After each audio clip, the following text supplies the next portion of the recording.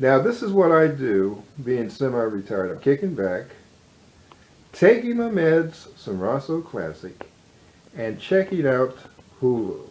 Now what's this? A classic. The Rolling Stones in Hyde Park 50 years later. I have died and went to cowboy heaven.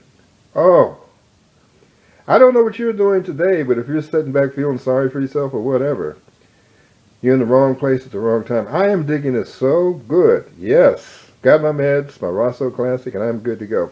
Let me tell you a true story. When I was living in France in the late 80s, I used to live in Ville, France, which is right outside of Nice in the south of France. So one day I go to this club, tavern, restaurant, or whatever. It says the Brit Inn. Now you have to understand, being in France, people speak French. So come to find out that the owner is from England. So we're talking, yada, yada, yada, yada. So I see a photograph of Mick Jagger on the wall. Did not make the connection. Did not make the connection. So eventually, I said, bam! I know who this guy is.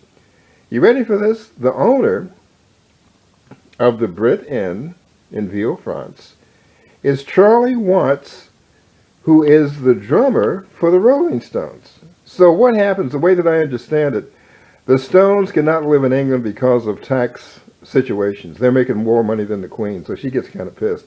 But anyway, check it out on Google. I could do that probably after I do this video, but as far as I know, Charlie Watts still has the Brit Inn in Ville, France. So if you happen to be, on the road, backpacking and all this good stuff, just go by and say what it is.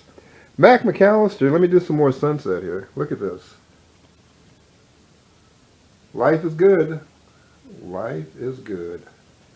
Coming to you. Port Townsend, Washington. Rolling Stones 50 years later. I've got my Rosso Classic. And that's the way it is. Yo. Thank you, Mick. Take a bow, my brother.